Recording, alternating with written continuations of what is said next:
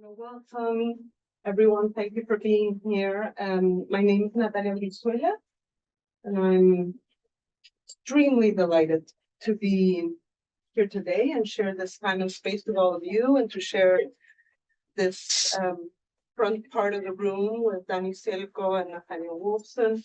Nathaniel Wolfson is known to most of you in this room. He's a professor in the Department of Spanish and Portuguese here at UC Berkeley, and him and I will be in conversation with Danny.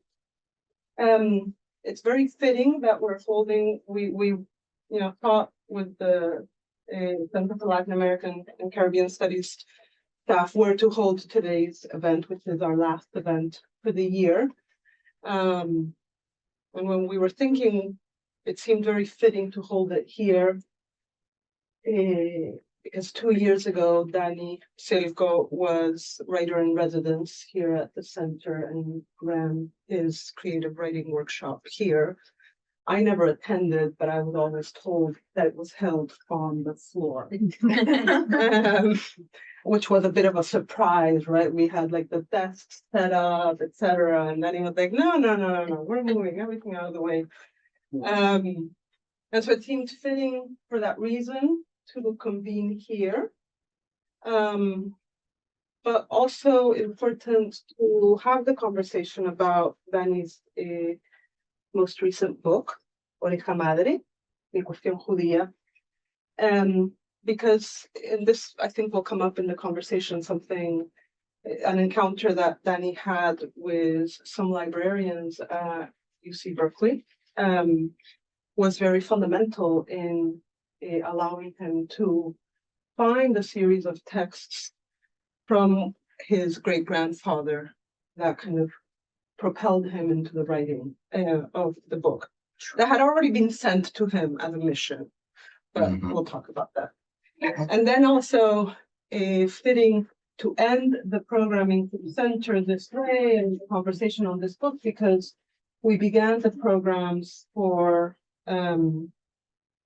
the center in September with the visit of a Chilean writer, Lina Meruane, organized by Alejandro Munera from the Department of Spanish and Portuguese, where as a Chilean, she reflected on the Chilean and Palestinian descent. As many of you probably know, Chile holds the single country outside of Palestine and the occupied territories to hold the largest number of Palestinian families since the 19th century, right? So we began the center's programs talking about Palestine, and we're going to end the year talking about Palestine from a different perspective also. So Danny Selko.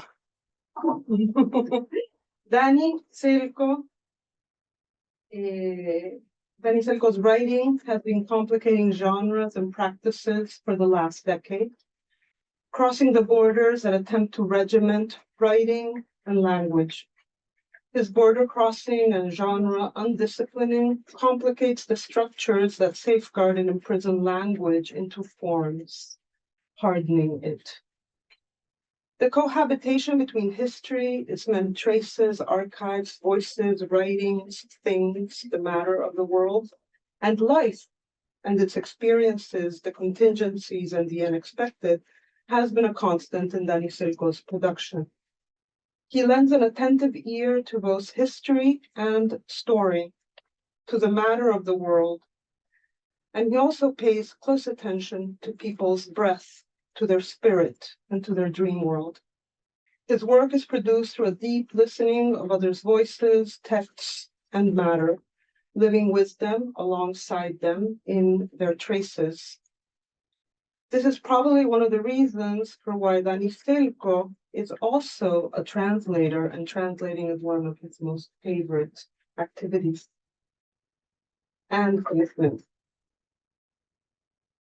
Selko is always reminding us that Selko is always embracing the fact that language is never only ours, and that everything has already been written, and that we must rewrite it.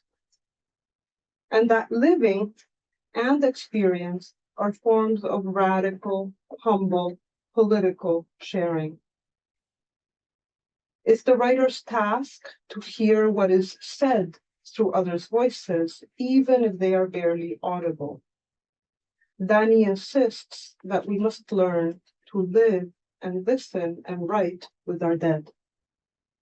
In Oreja Madre, all genres meet, share space, contaminate each other, help each other out, disturb each other, because there's a desire to get to the heart of the matter and to bring back matter into language.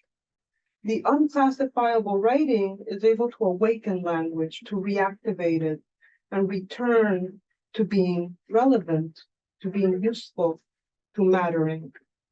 His books and projects are also a form of the commons, a form of political practice of justice. Dani Cerco's work is made of words and people. His practice generates publications and encounters that detonate political disputes, listening practices, and experiments with language. Since 2015, he has been involved in a project that Dani and I have decided are not going to name nor talk about in this presentation, but maybe in the Q&A.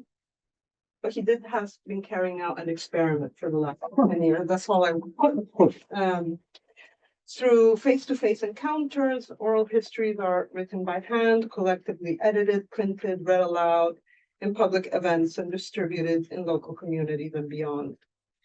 He is also the author of books of his own outside of that experiment that we are not naming today right now. And the names of his books are Y las fuerzas del desorden from 2023, Selección Sudamericana por la Muerte y Postnatural from 2014 and 15, the experimental series The Complete Questions from 2016 and 2022. And he has also released 2 musical albums, Dos Personas and Estrellas in 2018 and Estrellas, Piernas y Serpientes in 2023. He's translated a number of books, among them the works of Frank O'Hara, Angela Davis, and Sean Randall. And in 2025, I believe was it last month that this came out, February, March? Mid-March. Mid-March. He published Oreja Madre. Please join me in welcoming Dani Cerco.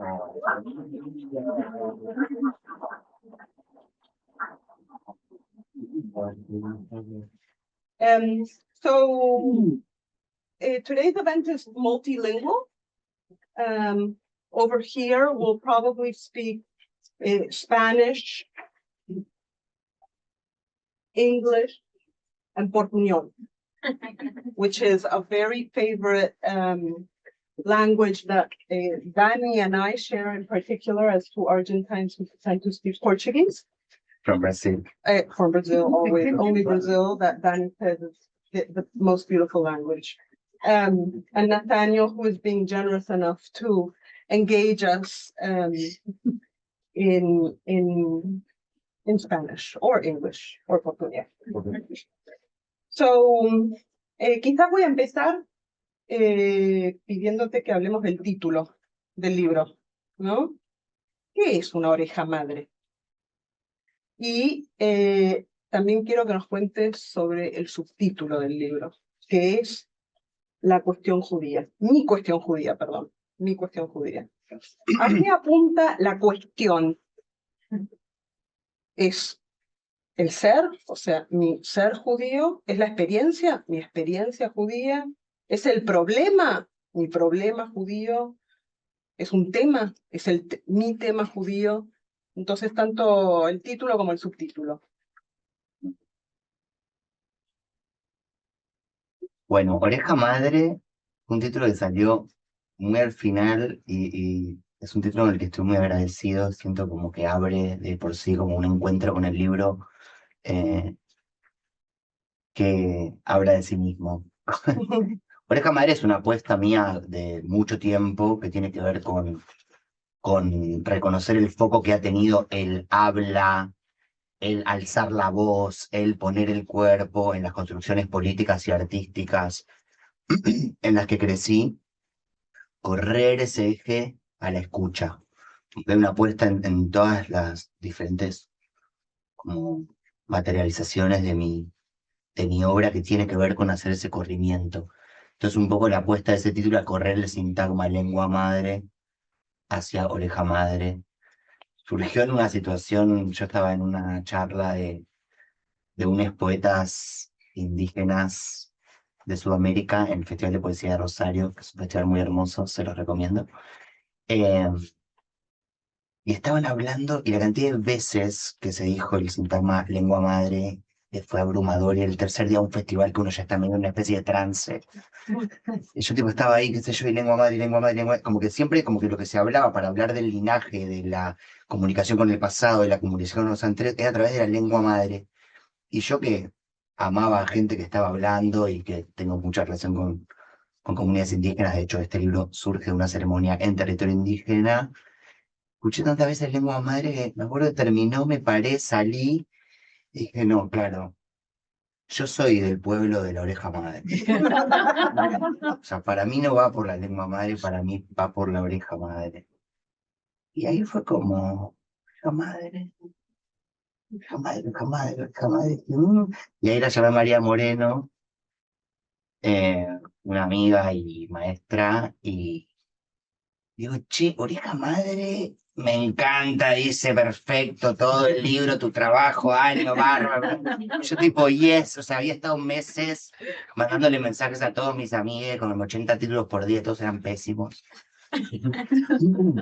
Y oreja madre, como que lo que me gusta mucho es que este es como un libro en el cual yo, después de 10 años de trabajar con una disolución del yo y con la creación de procedimientos para escribir con otros, como que encaro una búsqueda desde mi propio yo, desde mis intimidades, desde mis cuerpos, desde mis historias.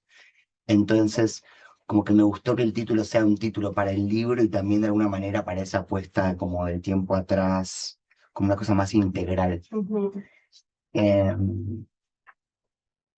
y después el subtítulo Mi cuestión judía, que yo lo tenía más claro, pero Sí, yo no vos quería... a lo largo de la escritura me decías, bueno, mi libro judío, cada vez que Sí, hablábamos, entonces yo pensé que se llamaba mi yo libro le judío. decía mi libro judío y le sigo diciendo mi libro judío, como cuando hablo con amigas, es como, no, sí, estoy por terminar mi libro judío, salió mi libro judío, como que el nombre, el nickname es mi libro judío, pero, pero mi libro judío es como demasiado soft. Este es un libro muy intenso, muy denso, con muchas apuestas políticas, es como, asume muchos riesgos, se mete en las contradicciones y creo que cuestión tiene que ver con eso. Y también tiene que ver el mí, pues la cuestión judía es algo que hablaron tanto los nazis como los sionistas, como los marxistas, como que era una forma como muy pública y macropolítica de hablar del problema judío. Y cambiar el la por el mí es quizás otra de las grandes apuestas de este libro que tiene que ver con desde, hacia y a través de la intimidad y las posibles intimidades, la construcción y la invención de distintos tipos de intimidad, intervenir políticamente en una época.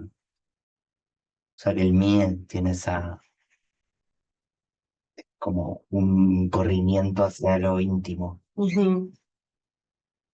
Y lo judío no era un tema, no es un tema.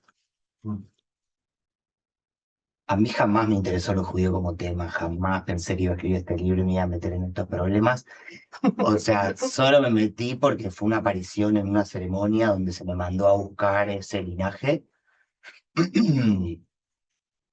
Y entonces me parece que lo judío aparece más como una serie de relaciones, de historias, de materias, de cantos, de territorios, como una memoria política a través de las generaciones, más que como un tema. Ujú. Como que tema me suena que es como sobre algo, como que lo judío acá es como más como como una especie de hábitat Ujú. difícil de delimitar. Ujú.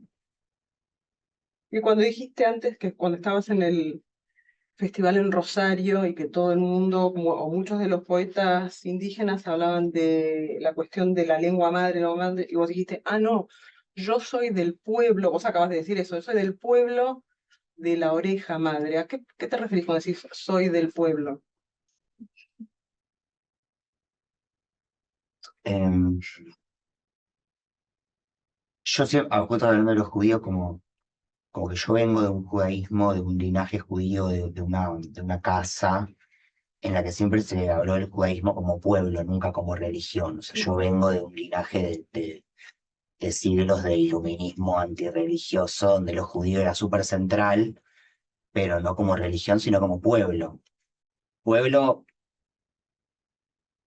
grupo de personas que comparten una memoria histórica, una memoria política, una construcción de símbolos, ritos, intenciones, historias alrededor de prácticas comunes, ¿no? Qué sé yo. Así como para tirar una Una definición al definición. pasar, el, y a mí, como todos estos años de trabajar tanto con comunidades indígenas, con comunidades migrantes, como muchas veces yo me vi decir esa frase como, estos migrantes de Bangladesh que están peleando por el derecho a vivir en su propia lengua, este es mi pueblo, ¿entendés?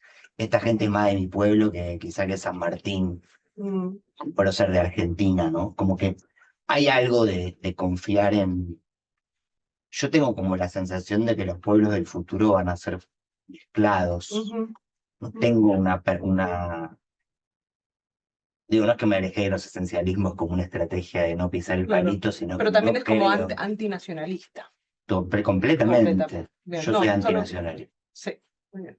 Sí, me tienen cansado. Ah, Por ahí creo que Nathaniel tiene una pregunta que sigue de esta. Pero nos olvidamos, estamos un poco desordenados.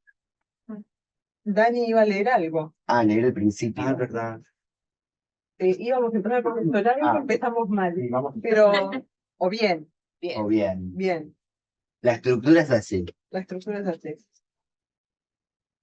Les leo las primeras, la idea era como leerles las primeras 2 páginas del libro, que es como lo que viene como antes de la primera parte, como para meterlos un poco en ritmo. Porque no vayan a pensar que esto es un libro teórico. Joder. Bueno. O sea, le estoy diciendo que empiece con Oreja Madre, mi cuestión judía, escrito entre junio de 2023 y febrero de 2024. No tenemos libros, les pido mil disculpas. O sea que es antipromocional. Dani quería tener un montón de libros, pero Me encantaría dárselos y que lo viene sigan con la... Pero no hay. viene viajando hace un montón y entonces llegó acá y ya no le quedaban. En fin. Mi tío abuelo David nace en Buenos Aires, en el barrio de Floresta, en los años 30. En 1948 se crea el Estado de Israel y se va para allá, la ansiada patria para su pueblo exiliado. Cuando llega, se acuchilla con las personas que viven en el lugar donde él quiere hacer su nuevo mundo. Territorio comunitario, trabajos rotativos, jerarquías disueltas. La primera construcción de su kibutz no es una carpa, no es un pozo de agua, es un cementerio donde enterrar a 3 de 9. ¿Que cuántos palestinos acuchilló mi tío? Por su forma de inclinar la frente y levantar las cejas, supongo que bastantes. 42 años después nazco yo. 72 años después, él viene de visita a Buenos Aires y vamos a buscar la casa donde nació. Segurola y la segunda o tercera calle paralela a Juan B. Justo para el lado de Montecastro. Caminamos por la vereda y él acaricia los paraísos. Son los mismos, dice. Cambiaron, pero son los mismos. Mis favoritos. Me dice que hace años no siente miedo, que en 1967 entró a trabajar en el Mossad. Lo raptaron, lo encapucharon y lo entrenaron, como en las películas. Empiezo a escuchar con más atención. Me dice que no ponga esa cara, que lo que me está por contar es secreto. Cómo pasaban fronteras con sigilo, cómo falsificaban documentos con prolijidad, cómo ponían bombas en autos de líderes palestinos, del aeropuerto al hotel, del hotel a la calle, pasando papelitos, espiando fotos, cambiando patentes, sincronizando relojes, desaprendiendo reflejos, inventando códigos secretos. Ghassan Kanafani, Enter. Nace en Palestina en 1936. Zum en Acre, una ciudad pequeña cerca de Najarilla, al norte de lo que en 1948 empieza a llamarse Israel, luego de una reunión en Naciones Unidas. En una mesa, unos hombres blancos de traje negro despliegan cuadernos y mapas y firman y los guardan. Como años atrás, desplegaron otros cuadernos y mapas y se repartieron África y firmaron. Kanafani y su familia escapan a Líbano y luego a Siria. Su padre es juez, se dedica a confrontar la ocupación británica. Y Ghassan empieza a trabajar para confrontar la ocupación israelí, que son lo mismo pero no es igual. Entonces estudia, conoce gente, organizaciones, publica cuentos y novelas, se une al Frente Popular por la Liberación Palestina, hace una imprenta, escribe, arenga, de mano en mano, con casi nada. Son los años 70, hay que radicalizar, radicalizar. La vía pacífica no existe más. No se puede vivir sin tierra, sin agua, sin lengua. 20 años en campo de refugiados. ¿De qué no violencia estamos hablando? Un día reparten 23.000 impresos en un día. Se juntan a celebrar entre rodillos y tipos móviles y pilas de hojas y olor a tinta, y botellas y libros y manos, y en un momento se despiden. Chau, hasta mañana, y Ghassan sale por el portón. Camina con su sobrina hasta el auto, mete la llave en la cerradura, abre la puerta, se sienta en la butaca, contrae los hombros, pone la llave en el arranque y activa una bomba de 3 kilos que puso mi tío abuelo. Una bomba que puso mi tío abuelo justo cuando Ghassan Kanafani festejaba que su pueblo y sus palabras se estaban moviendo. Mi tío abuelo se entrenó para ponerle una bomba al auto de Kanafani, una suerte de Rodolfo Walsh palestino. Mi tío abuelo me dijo matar o morir. Kanafani me dijo, podés cambiar el relato de tu vida. Empieza la primera parte.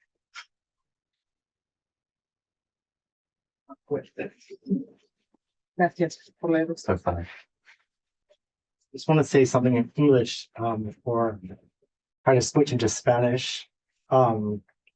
Just that this thank you for inviting me, Natalia, and thank you for having me here. I read this, started reading this a couple of weeks ago, and I've been really sucked into this book for the last couple of weeks, and it's been an amazing experience. So it's just been very moving, and yeah, really, really incredible to read your words and the Cuestión Judía. It's making me think of my own Cuestión Judío in really profound ways, and yeah, just really, really wonderful. So thank you. Y sí, hablaste del, bueno, es tu cuestión judío, ¿no? Y judía. Pero en el libro haces muchos comentarios sobre la identidad, ¿no? Que ya estás cuestionando la identidad como un concepto, ¿no? Dices, mi identidad es inventar formas que me transporten a vidas que no son las mías, ¿no? Y en otros momentos también dices, por ejemplo, no pienso vivir la vida que me tocó. Prefiero pecar de New Age, snob, ingenuo, extravivista, arrogante, aburrido, desubicado, místico, delirante, infantil, injusto, solemne. No pienso vivir la vida que me tocó. Mi identidad es inventar formas que me transporten a vidas que no son las mías. Estoy de acuerdo. Entonces, es interesante no poner mi cuestión judía como subtítulo y después poner esta pregunta, que lo que es la identidad. Y mi pregunta es un libro también muy político, ¿no? Que tiene una segunda parte sobre, para la gente que no conocen, sobre el genocidio en Gaza y en Israel y en Palestina. Entonces, ¿por qué poner tu cuestión judía como central para pensar esta situación política del momento, ¿no? Porque Mm, creo que para algunas personas es un riesgo también de pensar el judío en este momento, ¿no? El yo judío, mm, um, cuando los eventos están pasando, ¿no? ujú. Obviamente es un judío muy complicado y estás pensando como la identidad en una forma interesante, pero ¿qué puedes decir sobre ese riesgo posible de pensar sobre lo judío en este momento específico? O sea, primero y principal, como que el libro es político justamente porque asume el riesgo de ir hacia lo incómodo. O sea, no es político por los temas que trata, sino por la forma en la que sale al encuentro de lo que sucede. Y creo que eso tiene que ver con asumir los riesgos y ir hacia los lugares incómodos, que siento que es algo que tenemos que hacer todos personalmente y todos colectivamente. O sea, es un momento donde vivimos en una idea de la cultura que excluye el sentirse incómodo, es el incomodar al otro, es el hacer la pregunta incómoda y no hay manera de generar ningún tipo de práctica política sin ir hacia esa incomodidad, sin hacerse espacio propio para esa incomodidad, sin hacer esa pregunta incómoda. Entonces, justamente el riesgo y que se asume y el ir hacia lo incómodo es lo político del libro y es la temperatura con la que el libro sale a buscar lo que sale a buscar. El libro es un libro sobre, o sea, el libro es la destilación de una búsqueda. No es un libro hecho con conclusiones de una investigación, sino es una búsqueda medio vivo, sí, de reality show, de una búsqueda y cada página como que sale a buscar lo que la página anterior preguntó y lo que se encuentra se va traduciendo a escrito y esa escritura es algo que como que está en el entre la vida y mi experiencia y mi cuerpo y entre mi cuerpo y quien lo lee. Como que ahí también hay una apuesta como de transposición de intimidades, como que yo no tengo ganas de gozar de estar buscando algo y después pasártelo a vos, lector, como una conclusión. Yo tengo ganas de ver si puedo inventar un sistema a través del cual, como mi forma de entrar en contacto con las cosas, puede pasarte a vos lo más directo posible. Ujú. Y ahí está el mí también, porque el mí es tu tú, después es tu mí. Mi cuestión, como decís, bueno, que vos pusiste mi cuestión judía, me hizo pensar en mi cuestión judía. Y después, digo, hay algo de los mis, cuando no son en una identidad fija o en una construcción de un sujeto fijo, eh, los mis se pasan de mano en mano, o sea, la vida está hecha de compartir los mis, los nosotros que hacen a la vida en común están hechas de un montón de pedazos de mí. Sí, y además, como ahondás, lo vimos, o sea, estas primeras dos páginas, y vos lo acabás de decir, escuchamos en las dos páginas la puesta en escena de una gran contradicción, ¿no? Por un lado, el tío abuelo, miembro del Mossad, que mata a uno de los grandes también héroes de tu propio, digamos, de tu propia biblioteca y tu propio desarrollo político y literario, Ujú. ¿no? Porque Kanafani como un gran poeta para vos, así lo has nombrado, y esa es la contradicción. O sea, vivir en esa Sí. contradicción. Entonces, Bueno, es como si la intimidad que se manifiesta en toda su contradicción, se me ocurre, escuchándote hablar, que está más dispuesta para que muchos nos podamos identificar. total. Porque la identidad que está total, o sea, la identidad / relato de vida / versión del sujeto totalmente obediente de las reglas, de los mandatos, de los linajes, Mm, de las formas, pues es como una especie de ser medio monstruoso en su sí. supuesta obediencia y que es difícil. Más que identificar que con eso, uno siempre dice, pues estoy desajustado. ¿Yo cómo voy a llegar a hacer eso? ¿Qué pasa con Claro. el género? ¿Pasa con las nacionalidades? ¿Pasa con la lengua? ¿No? Y en que vos siempre ponés a lo largo del libro, es tu cuestión judía, tu lenguaje, tu Mm, ser, Dani, tus búsquedas, en su contradicción, que no siempre se resuelven, como en las por dos supuesto páginas que que no. leyó, no se resuelve. No, Uno y convive con esa ahí hay algo muy dramática importante contradicción. para hacer que el cuerpo y que la intimidad y que la historia propia se vuelva disponible y que también las contradicciones y las incomodidades se vuelvan disponibles, que tiene que ver con un trabajo de desbinarización, Ujú, ¿no? Que también tiene que ver mucho con lo de la identidad. O sea, hay un trabajo constantemente de estar como espiralando y destruyendo la idea de identidad, como que la identidad nunca aparece como la búsqueda de unidad fija o como un punto de llegada, sino como un problema histórico y de época que hay que estar como confundiendo todo el tiempo y mareando y desarmando, justamente para que no se binaricen, para que no caer en el ellos, nosotros, sí, no, blanco, negro, no sé qué. El, y la intimidad como apuesta política ahí tiene un rol fundamental, porque la intimidad muchas veces se piensa como cuando estoy a solas, pero en realidad la intimidad justamente es la construcción de las relaciones. O sea, la intimidad siempre implica un estar en relación. Y este es un libro que todo el tiempo está haciendo el foco en el estar en relación. Vos y los muertos, vos y la ceremonia y vos, dos personas, una madre y un hijo, o sea, todo el foco, por eso también la oreja madre, porque la escucha implica estar constantemente en relación con lo que te rodea. No puedes estar ofuscado hablándote a vos mismo, eso sería del habla, ¿viste? Como mm, que la rosca muda que diríamos en Argentina, pero ahí creo que hay algo como eso de la incomodidad con respecto a lo de la identidad y lo de la intimidad, como que son todas estrategias también como de ir horadando una idea. mm. A mí me sorprendió cuando empecé a hablar de intimidad, yo pensé como que creo que intimidad no se dice nunca en el libro. Y bueno, ya al toque ya leíste, como que sí se dice evidentemente. Eh, y me gusta esa parte que es verdad, pero es eso, tipo, no pienso vivir la vida que me tocó, Mm, ¿no? Como que esa es una frase muy importante para mí, y en esa búsqueda, o sea, de, de una red de relaciones, de aprendizajes, de encuentros que te vayan moldeando una forma de ser, una forma de estar en el mundo, una forma de experimentar las cosas, como que sería esa, ¿no? La pregunta por la identidad, más que tipo mm, una cuestión de pedigrí mm, mm. o de papeles. Y perdón, porque a mí me interesa mucho también la segunda parte de la pregunta de Nathaniel sobre el pensar sobre tu cuestión judía en este momento de este Ah, genocidio.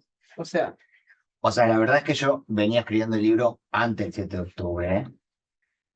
Y no por casualidad, o sea, unos meses antes del 7 de octubre yo estoy en una ceremonia en territorio mapuche, en el sur de lo que se conoce como Argentina, en una ceremonia muy larga.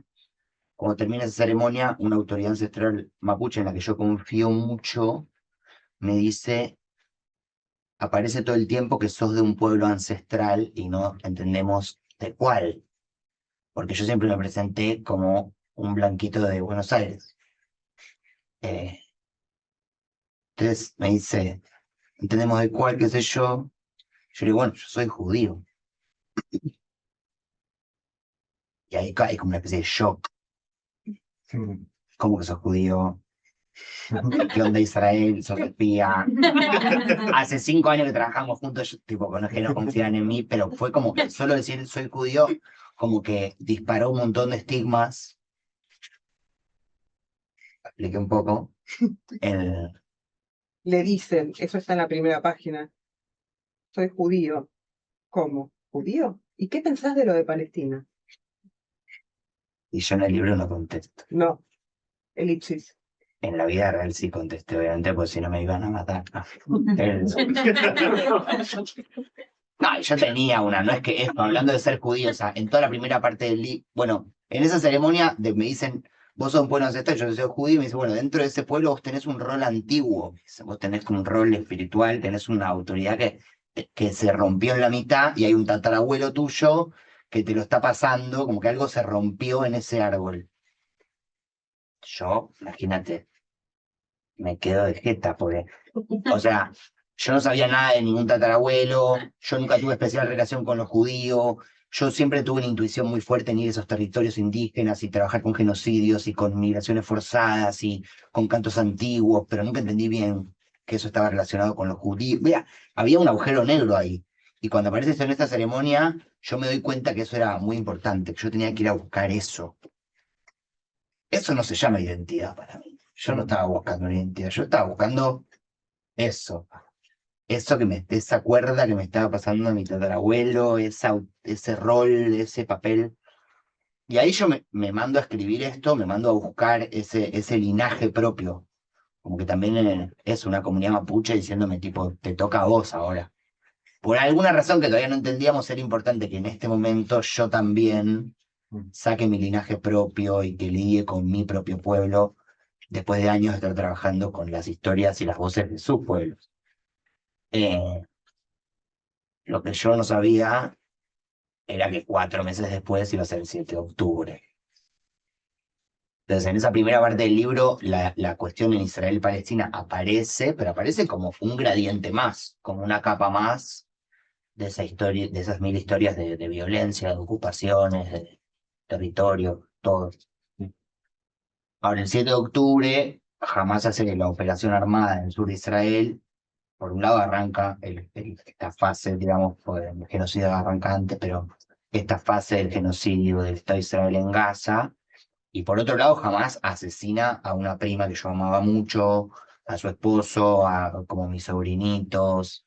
Tipo, mis abuelos se la pasan un día entero en el búnker del kibutz y no teníamos noticias de ellos. O sea, fue una experiencia personalmente trágica y horrorosa.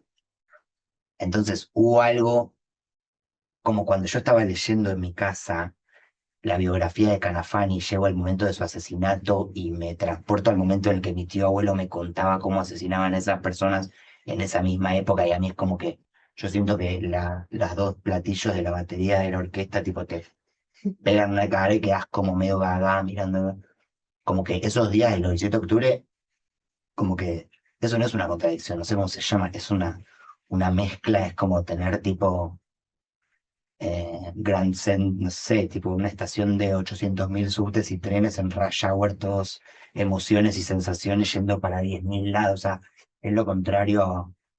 Si pensamos, bueno, hay que desbinarizar la contradicción, como esa cosa de que son dos opuestos, o como que no, es tipo un magma de sensaciones que van para 1000 lados, no entendés qué pasa. Por eso son tan fuertes las contradicciones y yo por eso creo que las contradicciones pueden ser tan maestras, que si no les tememos a las contradicciones, si no le huimos y hacemos un zoom a esos momentos fuentes de contradicción, podemos desplegar un mapa de lo que nos importa, lo que nos preocupa, lo que nos calienta. Y eso fue un poco lo que pasó a partir del 7 de octubre. Tipo, es muy fuerte estar duelando a una persona que amaste, que la asesinaron de una forma horrible, y por otro lado sentir que te puedes poner en el lugar de la persona que los asesinó por una historia de violencia estructural, empezar, y empezar a criticar cosas, se me empieza a trabar, empezar a criticar cosas tan macro con tanta intensidad a la vez que estás duelando a una persona tan querida, como que fuera una mezcla de mundos, y yo ya estaba embarcado en esta búsqueda y en este libro. Y no solo,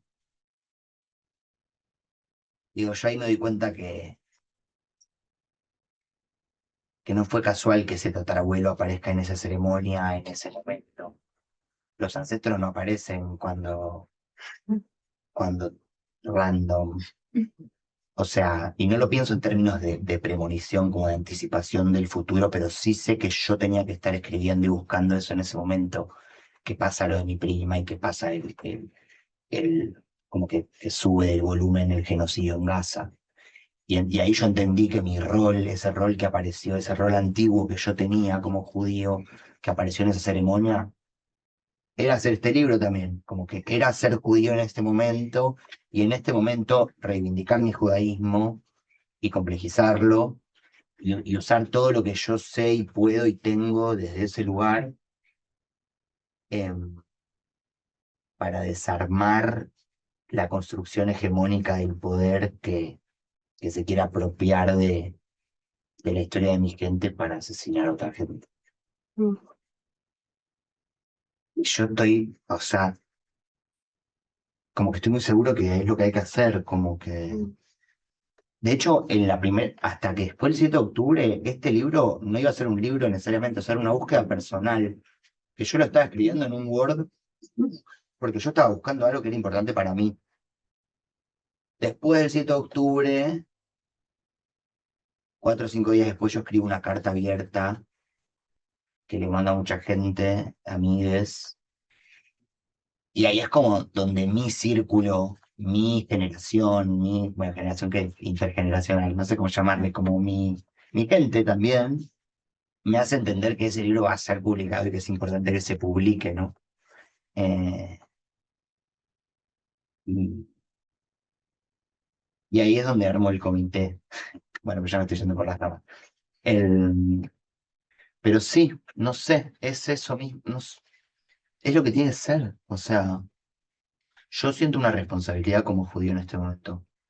Ah, y no me siento culpable, aprendí a distinguir eso, no me siento culpable de lo que está haciendo el Estado de Israel, pero siento una responsabilidad fuerte y, y voy a tratar de usar todas mis herramientas y mis recursos para hacer que esa responsabilidad como que despliegue conversación y desarme binarismos y como que proponga cosas. Mm, Es mi trabajo, mm, es mi trabajo en términos más, o sea, ese es mi rol, es mi don, es como lo que tengo que hacer. mm.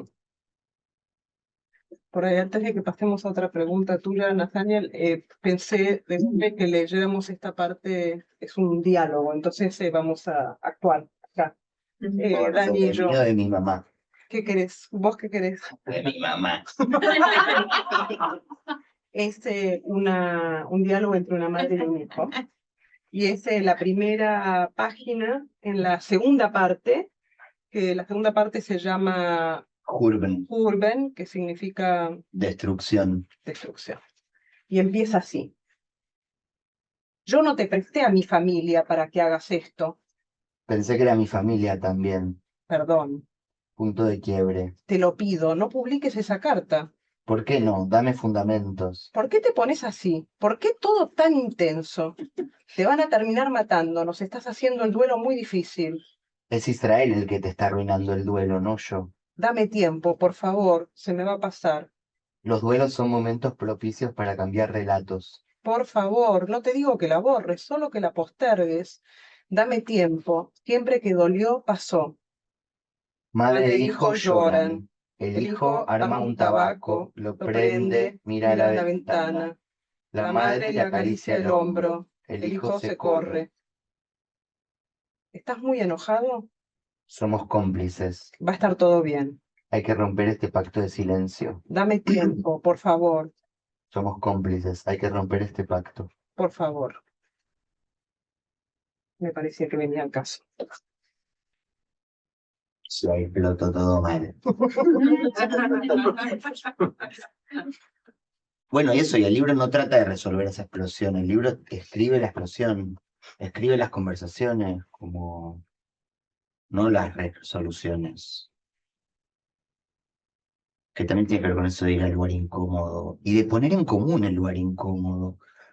Porque al final nos creemos como que somos re distintas de la generación de nuestros abuelos, que era todo durito con el traje y que no hablaban de nada y que nosotros somos re cariñosos, pero al final como que hay una idea de que la incomodidad se soluciona dentro de casa, no sacar los trapitos al sol y todo eso que se mantiene muy fuerte y que todo el tiempo encuentra nuevas formas como de ser encerrado, ¿no? Como que la homogeneización y la normalización de esta época necesita que nosotros nos guardemos las incomodidades y las autocríticas hacia adentro. Eh, entonces creo que hay una responsabilidad compartida de poner en común estas conversaciones, justamente estas tensiones. Mi tensión judía se podría decir. No, está bien, No mi cuestión funciona. judía está bien. Preguntas, pero también creo que estás pensando también en sionismo, ¿no? Los sionistas y tu familia no son exactamente, ¿no? No. La mamá en el libro dice, espera un poquito, pero, pero hay otros sionistas en el libro que que escribes, ¿no? Y es como, es un estudio un poco del sionismo también. Y Mm, no sé si es un estudio de la psicología del sionismo, pero haces una investigación muy interesante sobre el sionismo. Histórico también, porque hablas de la creación, bueno, tu familia, ¿no? Esta Joseph Tribusha, tatarabuelo, que era un traductor de ruso, ¿no? De Anna Karenina Gary Paz en hebreo y traductor de Tolstoy y otros, ¿no? Pero es parte de este movimiento iluminista judío en el siglo XIX en Vilna. Y es súper interesante que dice sobre este momento de historia, ¿no? Cuando tiene una, un cambio, una quiebra con el linaje religiosa y un movimiento para pensar el lenguaje, la cultura, y también surgen también los movimientos anarquistas, ujú. y es parte del libro de estudiar este momento. Um, y describes como también algunos, um, bueno, es como algunas características del sionismo que me parece muy interesante. Escribes un péndulo que oscila eternamente del estigma al autobombo, del pobrecito al pueblo elegido, de la omnipotencia a la victimización, esquizofrenia atávica y posmoderna, la inseguridad subjetiva que Franz Fanon reconoce en todo pueblo colonizado se mezcló con los beneficios materiales de ser colonizador. Y quería saber si querías pensar como sionismo casi como psicología, también por parte del proyecto, de entender lo que es sionismo. Sí, por supuesto. O sea, tiene una dimensión psicológica muy importante como cualquier ideología y más una ideología tan autoritaria, ¿no? Como que necesita de moldear la psiquis. Mm, Eh, pero sí, o sea, antes que eso está ese salto del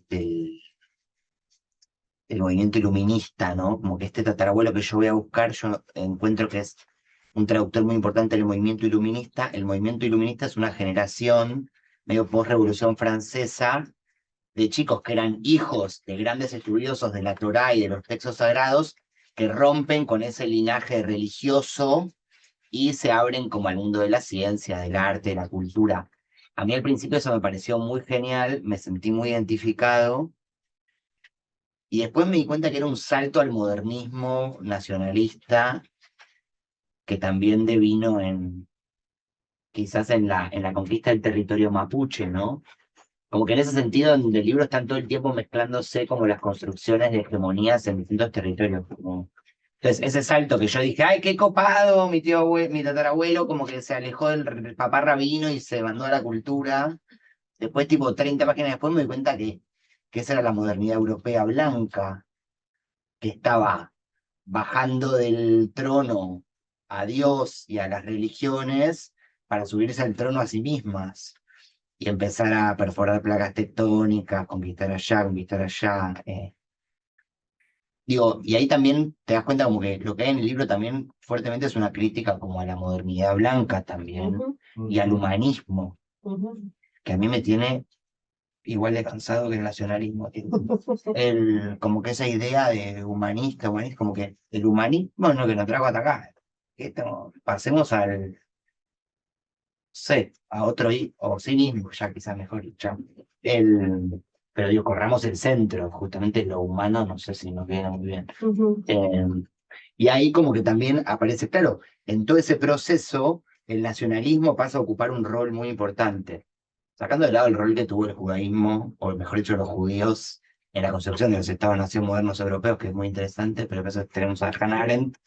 Eh, ¿No? Y ahí como que digo, ay, claro, el iluminismo en un momento se vuelve nacionalista, que es como, yo lo pienso bien, me parece casi un oxímoron, pero mm.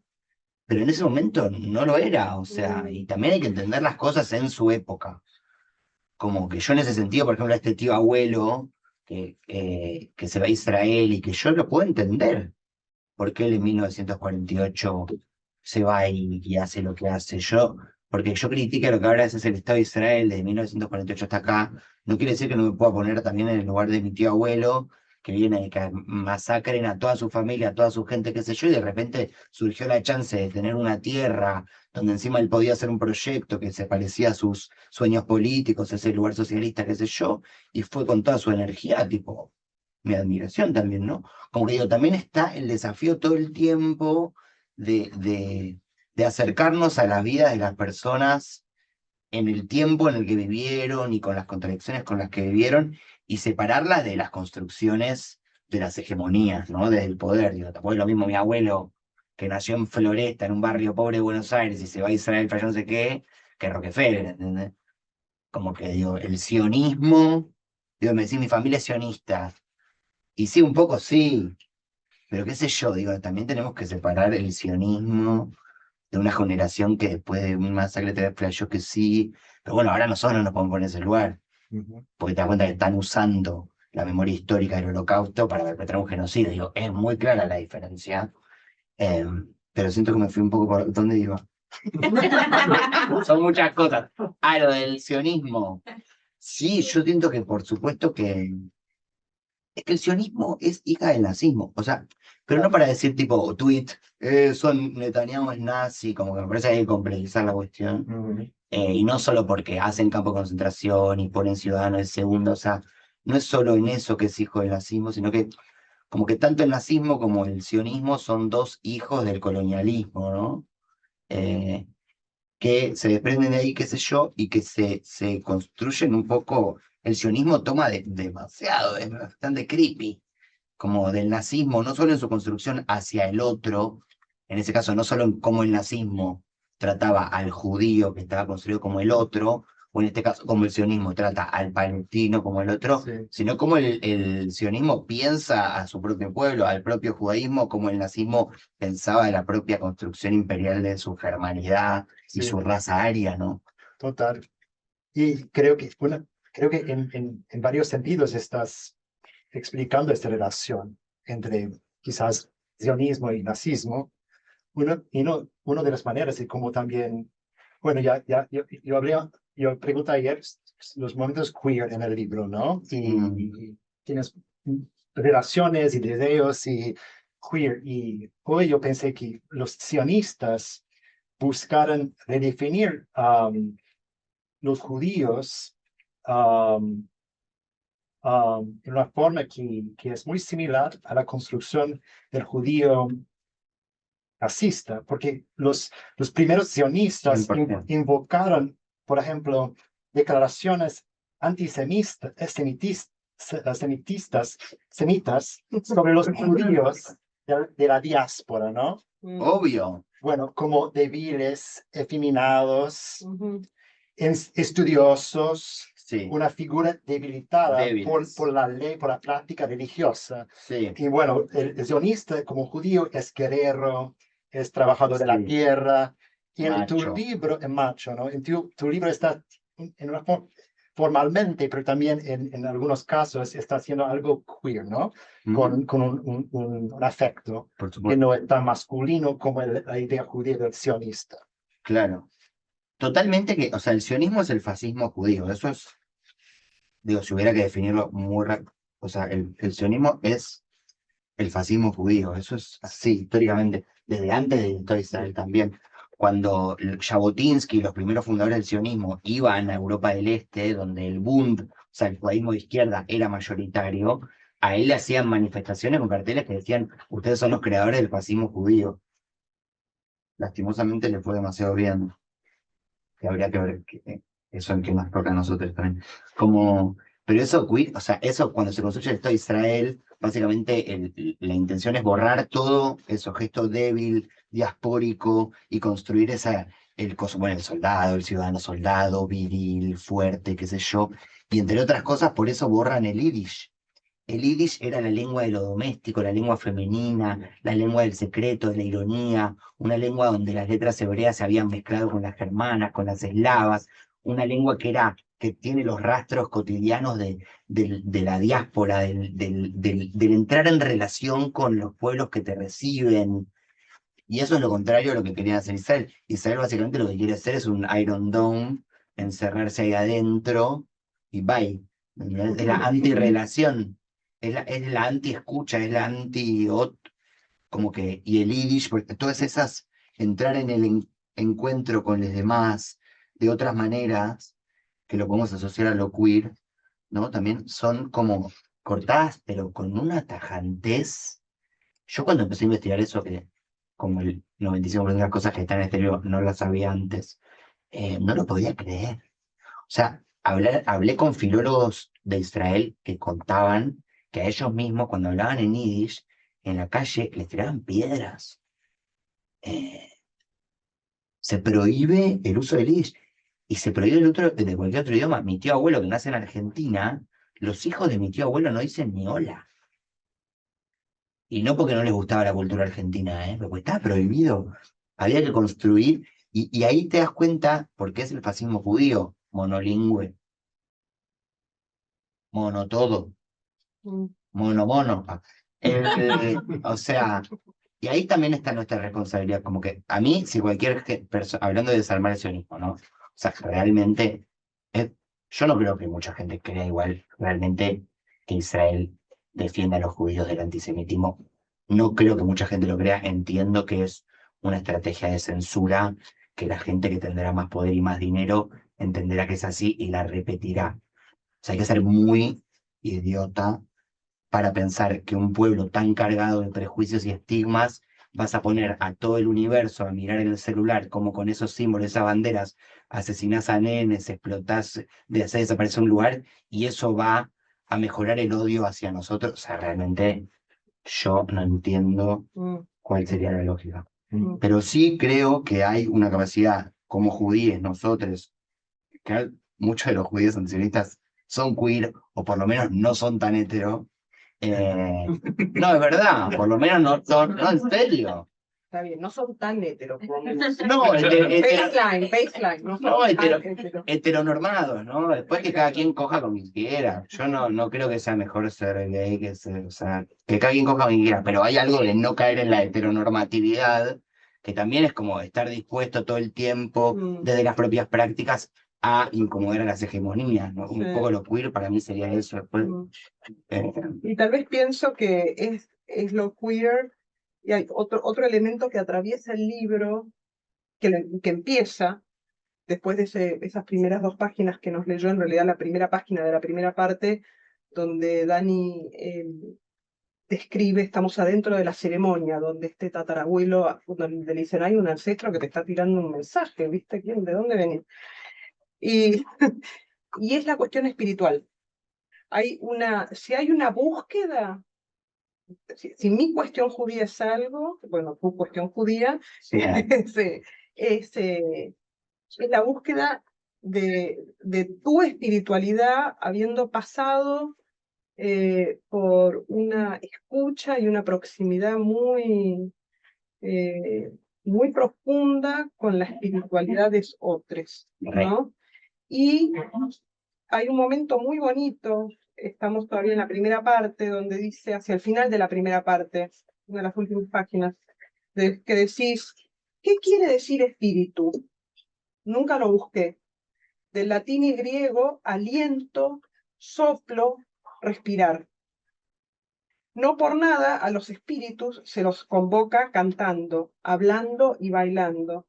Igual dudo que a los espíritus les importen las etimologías latinas.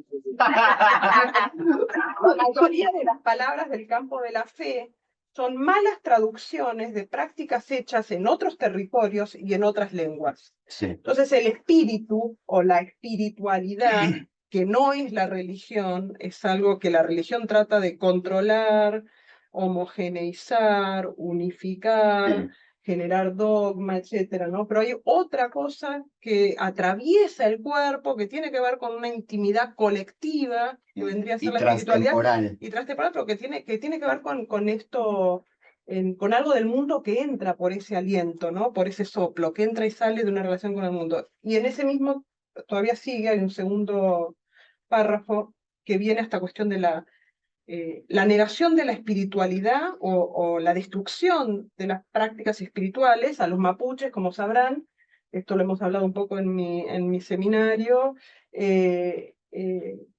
los caracteriza como terroristas. ¿Por qué? Por sus prácticas espirituales. Por sus prácticas espirituales, principalmente. O sea, tener una práctica espiritual que no caiga dentro de unas religiones hegemónicas es ser terrorista para el Estado argentino y para muchos otros, ¿no? Entonces, Dani sigue en esta parte, dice, una tarde tradujimos con Demóstenes Toribio, un traductor wichí, media hora de cantos de Caístulo, que es un chamán wichí, que grabamos en un viaje. Tradujimos.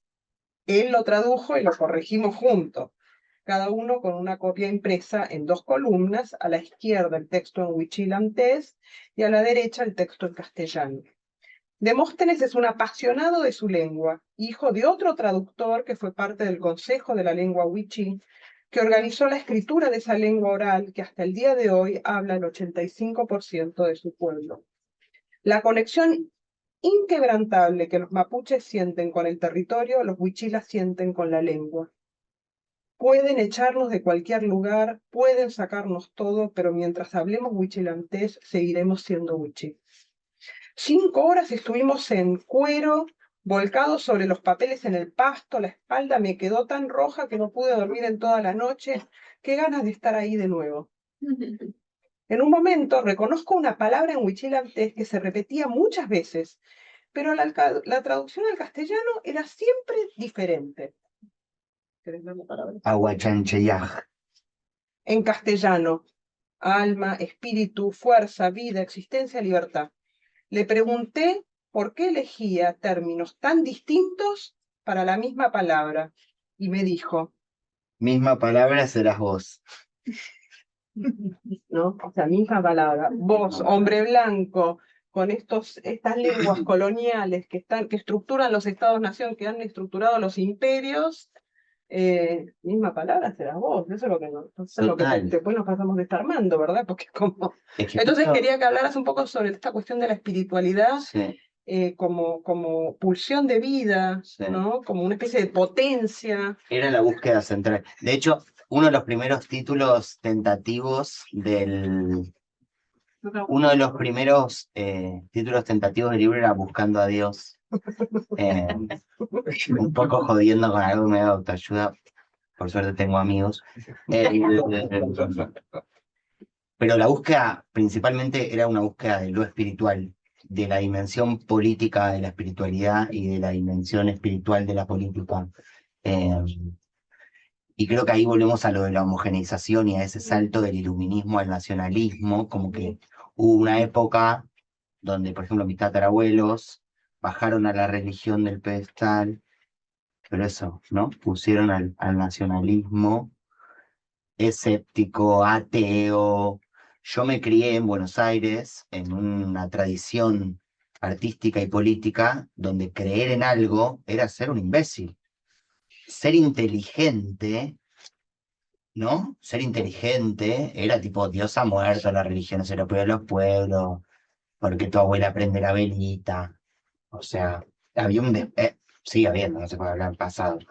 Hay un desprecio tal de lo espiritual, del misterio, de los otros tipos de conexiones con los muertos, con los ancestros, desde las tradiciones artísticas, culturales, políticas en las que crecimos, que a mí me parece que es una de las grandes razones por las que estamos tan mal. En Argentina es muy evidente, como que hubo construcciones de políticas de raza, digo, no, de género y de clase históricamente muy zarpadas, y la dimensión racial es un páramo tanto de cómo se lee o se puede criticar la construcción de la raza como hegemonía en un país tan blanquizado como Argentina, que quizás con Israel sean los más blancos del mundo, de pensar que antes no había nadie ahí, que era un desierto, tanto como para criticar la hegemonía de la raza como construcción de poder, como para abrir la escucha y la disponibilidad a otras formas de conexión con las fuerzas de la vida, ¿no? Como que lo espiritual es abrirse justamente a otras formas de contacto con la fuerza de un territorio, con la fuerza de una relación, con una voz, con una historia, con un sonido, con un tacto.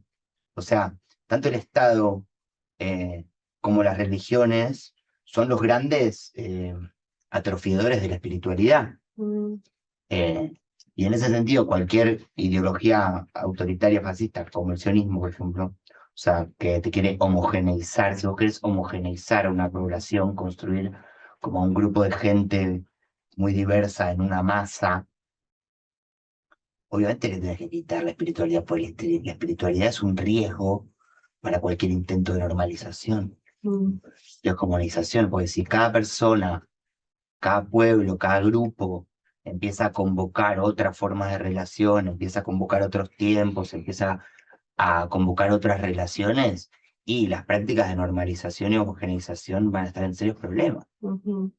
Y es curioso porque en estos minutos hablando, uno piensa en el espíritu o la espiritualidad como algo inmaterial, ¿no? Un poco siempre se nos ha presentado así, pero en el fondo vos constantemente estás haciendo alusiones al cuerpo, Ujú. el tacto, no sé qué, y justo ahora cuando leí tu búsqueda de la traducción de espíritu, que tiene que ver con respirar, soplar, o sea, en el fondo es como si la espiritualidad, quizás su potencia está también ligada al cuerpo, Sí, a lo que puede un cuerpo. profundamente. Y el cuerpo en relación con otros cuerpos, ¿no? Ujú, Y con el territorio. Yo lo que me di cuenta también en esto de no pienso vivir la vida que me tocó, como que empezando a trabajar tanto tiempo con comunidades indígenas, yo me di cuenta que a mí me faltaba eso. O mm, sea, tipo, ¿y por qué yo no tengo esto? Soy tarado. Eh, o sea, eso, qué historia, o sea, qué pasó con mi historia, con mi vida? Que yo crecí en un lugar y en un momento donde lo espiritual no tiene valor mm, mm, y donde no está presente. mm. De hecho, está, bueno, presente siempre está, pero está tapado con mucho Tapado. esfuerzo. Eh, y yo creo que sí, que por supuesto que el comienzo de este libro, sobre todo, bueno, es espiritual. De hecho, el comienzo es una ceremonia Mm, donde un tatarabuelo me está diciendo algo y yo lo estoy recibiendo. O sea, no sé cómo le llamamos a eso, digo. También espiritual es una palabra, qué sé yo, como que tiene sus. Digo, cada quien, no sé qué se imagina cada quien de ustedes cuando decimos la palabra espiritual, ¿no? mm, mm, Pero creo que por lo menos como pregunta o como fragancia o como dirección, como que yo aprendí que me parece que está bueno que todos como que veamos de qué se trata eso para cada quien también. Creo que hay algo muy importante en esta época en las relaciones entre espiritualidad, política, justicia, mm, violencia, porque también esta sensación de impotencia, ansiedad, depresión general, que se siente como un laberinto que no tiene salida, y no porque buscamos la salida en las mismas materias y mm, arquitecturas que nos meten en esa misma ansiedad, ¿no? mm, Como que, no, quizás hay algo en esta pregunta por lo espiritual, por la escucha, por estas otras formas de relación que, no sé, que quizás puede, yo creo que lo político en este momento necesita sí o sí una dosis de espiritual. mm, mm. Yo en Argentina eso lo veo muy claro, es como un territorio anímico de espiritualidad, es como un suplemento de hierro ya. Eh, Natalia, ¿tienes otra pregunta? Sí. No te quiero poner on the spot, yo también No, no, perdóname, no. pero Es que me pregunto si la espiritual, cómo se relaciona con el judaísmo para ti. mm, sí, Porque tienes momentos que parece que cuando hablas de la familia, los rituales, ujú, con Idre, Rosh Hashanah, algunos momentos que parece que está allá, Sí, el espiritual, pero también para ser político, como les voy a ver un poco sí. esta cosa. Ahí hay que mezclar mundos. Yo en ese sentido no voy a buscar lo propio hacia mi familia ni hacia mi pueblo. O sea, mi linaje propio está hecho de un montón de gente, de un montón de Mm, épocas, de un montón de pueblos. Yo eso en el libro lo entendí muy claro. Como Soraya es mi hermana, y es igual de familia mía y parte de mi pueblo como mi tatarabuelo. Ujú. En ese sentido no tengo ni idea biologicista de él. Como que y me parece que es mezclando que nos damos cuenta. Yo siento que sí los judíos tienen que ver con lo espiritual. Y yo siento que yo, desde chico, tengo una necesidad espiritual, solo que no la reconocía, porque no tuve los espacios y las relaciones para valorar eso y entender de qué estaba hecho y qué era esa necesidad. Pero yo me doy cuenta que yo iba al templo, por ejemplo, que es un lugar que nunca me gustó como lugar, pero de repente sonaba el Cádiz de Duelo o esos cantos los más antiguos y a mí me vibraba todo y yo decía, por Dios, me decían que se abrían las puertas del cielo y yo la veía que se abrían. mm, Y nunca fui religioso y mi familia tampoco, era obvio que no tenía que ver con la religión, pero sí hay algo de los ritos, eh, de que yo a través de los judíos sí viví rituales y viví ritos y escuché voces. eh, y había algo de lo ancestral y de lo intergeneracional y de la importancia del canto y de las lenguas perdidas, como que es, yo creo que eso a mí sí me moldeó una sensibilidad, que es verdad lo que decís, que no estaba asociada a lo político. Creo que yo encontré la politicidad de esas espiritualidades otras en mi trabajo en comunidades indígenas y en mis relaciones con personas negras en Brasil. Pero eso es lo hermoso, o sea, vos tenés como un germencito de algo y después te vas conectando con alguien y encontrás a alguien en un lugar y un día escuchaste una canción y un día a través de un viaje llegaste a un lugar y como que vas armando ese rompecabezas si no te querés quedar con lo que te tocó, ¿no? mm, mm, mm. Que últimamente quién se queda con lo que le tocó. Eh, Me pregunto una pregunta que tenía yo y que un poco la hemos charlado un par de veces, pero tiene que ver, es un libro que como ya han notado, solo de las partecitas que leímos, que es un libro como bastante inclasificable, ¿no? Porque no es poesía, no es teatro, no es novela, no es ensayo, no es memoria, no es autobiografía, no es diario, no es testimonio, pero medio se acerca al borde de muchos de esos, ¿no? Géneros.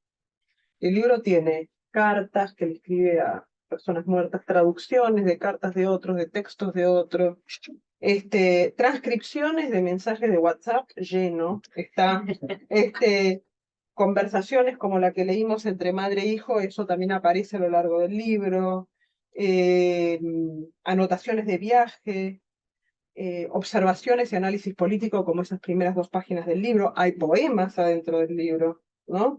Entonces es un poco como una especie de libro objeto. Y entonces era como una invitación a que hables de eso, ¿no? Como, yo no sé qué llamarlo más que llamarlo un libro. es un libro, sí. Es un libro. Sí. Bien, bien. No, que yo soy re pesado, que no quiero que se llame nada, pero un libro está Sí, bien. un día se me deslizó y dije tu novela y no saben, o sea, me pegó un gritazo. Diario Dani, también. Tampoco. sí, ¿qué? Diario Diario tampoco. Anoche dijimos diario y casi nos saca la cabeza con las Daniel. Recuento. Entonces, recuento, o sea, cómo, Faltas. más que para darle un nombre, es cómo pensás todas estas partes, y creo que justo medio estabas hablando ahí como uno hace un rejunte, dijiste. O Sí. sea, la búsqueda de tu espiritualidad te llevó tuviste que atravesar un montón de espacios, tiempos, escuchas, y si la forma tan aparentemente inconexa del libro es eso, el resultado de eso, y digo inconexa al mismo tiempo que es un libro que te atraviesa constantemente y uno está Es reconexo. con toda flor de piel. O sea, ¿Cómo lo no organizaste? fue un plan. Eso. ¿Es arbitrario? Por supuesto, porque lo hice yo. El... No, o sea, quiero decir, o sea, este libro no es un ejercicio de escritura, no es un proyecto de escritura.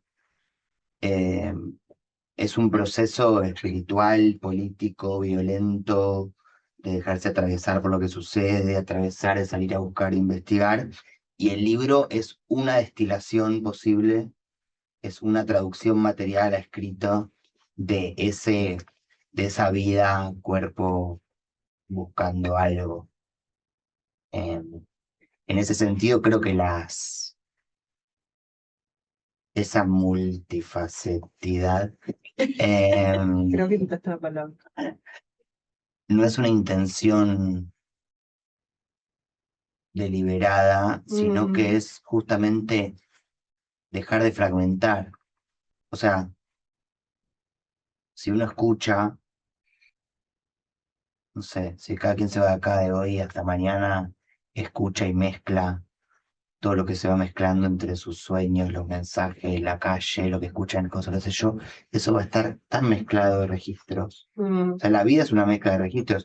Después, al revés, nosotros hacemos mucho esfuerzo porque eso aprendimos, o porque de eso Homogeneizar. vivimos, o porque de eso nos dan el examen, a, a, bueno, medio como el sionismo, como a tratar de poner límites muy claros y cosas muy catalogables a lo que hacemos para que tenga una narrativa, para que un tiempo lineal, para una idea de supuestamente que el otro entienda, o para pasar el año en la facultad, o para entrar a una editorial, o para que alguien te ame, o alguien quiera coger con vos, o cada quien tendrá sus razones, pero creo que es más, a mí por lo menos, o sea, como que hay mucha más energía puesta en no fragmentar justamente, en no condicionar, que en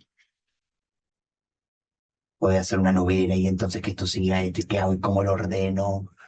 Como en mi caso, formalmente yo lo único que me puse la regla clara es de hacer espacio cada día durante unos meses para que algo aparezca, sea porque apareció una idea, porque apareció una sensación, porque apareció un encuentro, porque apareció un material, porque apareció una búsqueda, un sueño, una ceremonia, lo que sea. Hacerle lugar a eso, que eso es la escucha también, ¿no? En vez de estar imponiendo, tipo, hoy me levanté y voy a ir a las 8:30 a hacer ejercicio. Como que no, bueno, como que hacer espacio, escuchar lo que sucede, que eso aparezca y dejar las cosas en el orden en el que aparecían. O sea, es un libro muy, muy corregido internamente, cada fragmento está muy corregido, cada frase está muy corregido obsesivamente. Tuve muchos meses muy cebado con darle lo mejor que yo podía, pero no cambiar el orden de las partes, porque, porque para mí es profundamente conexo. El, y quizás por eso parece inconexo, porque es muy conexo. O sea, como que está muy conectado todo. Y eso alcanza para que a vos algo que supuestamente tiene cosas muy disímiles y muy diferentes te atrape y se lea como una granola, ¿no? Y esa apuesta formal en mi escritura es también mi apuesta formal en los encuentros entre personas. Como que la apuesta es a cómo podemos construir formas de encuentro entre personas muy diferentes, no entre personas muy iguales. Entonces, como que hay algo de que una parte se conecta con la otra de formas quizás impredecibles o poco notorias, pero se conecta, como, como la vea misma. Pero sí, pero sí me puse muy claro ese límite de no reordenar, confiar en cómo las cosas se conectan entre sí. Eh, y para mí eso también tiene que ver con esto de que realmente es un libro escrito muy en presente. De hecho, hasta está publicado en presente, pero imagínate que está escrito muy en presente y las cosas están escritas en el mismo momento en el que están siendo percibidas, sentidas, oralizadas, conversadas. Entonces, como que, digo, tiene la estructura que tiene, como que... Y, y eso tiene que ver también con esto de hacer un libro buscando algo, no comunicando algo, como que Odio la idea del arte como comunicación, expresión, todas esas cosas como tan linealizables. Se lo dejamos a los nacionalistas y a los... como que, digo, es una estructura que se ve que era necesaria para buscar algo. Mm, Y entonces es la que es. Y, lo que yo tuve que hacer mucho esfuerzo es para respetar eso, mm, mm, que eso es lo increíble. Como que muchas veces gastamos mucho más energía en no hacer lo que tenemos que hacer, más mm, que en hacer lo que mm, queremos hacer. mm, mm. Pero bueno, por las mismas estructuras de poder de las que venimos hablando todo el Claro, tiempo, o sea, claro. Un ejercicio de libertad. que en ese sentido como que la censura, por ejemplo, o lo que hablamos el otro día de Argentina, como que parece ser como que, uy, hay censura porque hay mucha presión sionista. No, o sea, obviamente que la presión sionista y el poder que tiene este país ayuda mucho, o en Argentina también. Pero en Argentina hay un montón de otros poderes que vienen de antes de que exista el sionismo siquiera, y un montón de cosas que tienen menos poder y que funcionan adentro nuestro de mil maneras, que colaboran a que esa censura y esa autocensura sea tan exitosa. Mm, mm, Tenemos muy incorporados un montón de estructuras de poder, y eso en el arte se ve mucho.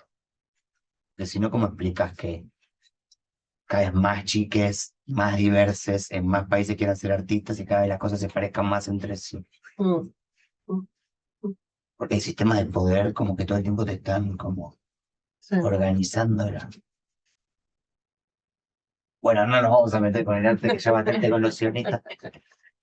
Nathaniel, ¿De ¿querés qué hacer hablas? una pregunta, una última pregunta y abrimos o Si abrimos? hablamos, si hablamos porque se nos va. Ok, porque hemos hablado sin ¿Alguien parar quiere hacer por una acá. pregunta en inglés o castellano? O...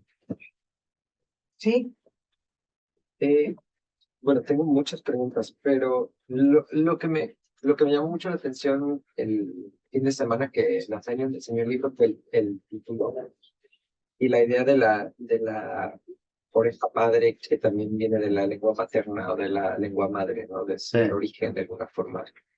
Y, y pensando en la cosmovisión mapuche también que es en espiral, ¿no? Entonces es como, y como hablas del encanto, del cómo se invoca el espíritu a través del canto y del habla, pero Mm, también como el habla y el canto es el aire de alguna forma que sí. habita el territorio. Entonces, me pregunto esta cuestión del espiral y también en relación a la falta de linealidad en el libro Mm, y de la cosmovisión mapuche y también yo cuando he estado mucho en ceremonia, eh, también es mucho de escuchar, pero no solo es la escucha de escuchar el canto o el tambor, o también la escucha interna, pero la escucha ancestral y sí. un poco evade cualquier descripción, tratar de, o sea, cuando te preguntan cómo te fue en la ceremonia de ayahuasca, y tú como, no Sí, tengo idea, o total. sea, es como no puedes ponerlo ni en palabras Mm, ni en letras. lo Entonces, intraducible. ese proceso intraducible, intranscribible, es palabra. Sí. Re. Justo ayer vos me hacías acordar que yo para ordenar el libro lo ponía en forma de espiral, mm, como, porque obviamente que no reordenaba, pero yo necesitaba verlo. Pero el libro no es, una página no viene después de la otra. Eso es una estrategia de impresión y de logística, pero no de los libros en sí, o no necesariamente. Entonces, tipo, yo me ponía en el living y ponía tipo todos en espiral, en espiral, en espiral, y vos te pones en el medio. Entonces, eso también lo que te hace hacer es que se empiecen a armar conexiones muy físicas y geográficas, no sé, como espaciales, por hecho, espaciales entre las partes y entre las cosas que iluminan otras partes, como que echan aire en otras partes. En ese sentido, como que me encanta esto que traes del aire, porque hay algo muy del aire, como el aire compartido, el aire entre los cuerpos, como el aire, no sé, esto de la respiración, yo soy muy de la respiración. Pero sí, no sé qué decirte, es verdad, tenés razón. El, como que, yo lo de la espiral no... Hay un libro muy lindo, se llama Un tiempo espiralar, de Leda María Martins, una pensadora negra que piensa mucho sobre performance y arte negro brasilero, que es muy lindo. Mm. Se llama Un tiempo espiralar. Em, sí, la linealidad del tiempo es como, no sé, ni idea. Pero bueno, también eso, como que la fuerza que tenés que poner como para que eso sea asumible como natural. Mm, mm, La linealidad del tiempo es como mm, eso, si estás en una ceremonia o haces cualquier cosa que no esté mediada por la cuadrícula de una arquitectura o de una institución de poder y tipo, no sé, te haces el mar o haces el amor y alguien te dice que el tiempo es lineal, es como que te cagas de risa. Como de dónde lo sacaste. mm. Es muy difícil de explicar también. Y eso como artista, o sea, no sé si vos escribís o qué, es como un re desafío, porque sí es verdad que los medios que usamos en general, como bueno, eso, una página viene después la otra, una palabra viene después la otra, si es una película, bueno, más o menos. Eh, pero creo que como mínimo desconfiar de esa linealidad ya es lindo. Después desarmarla es más lindo. Después ya eso, tipo, hacer una ceremonia y estar como volando en esos tiempos, más lindo.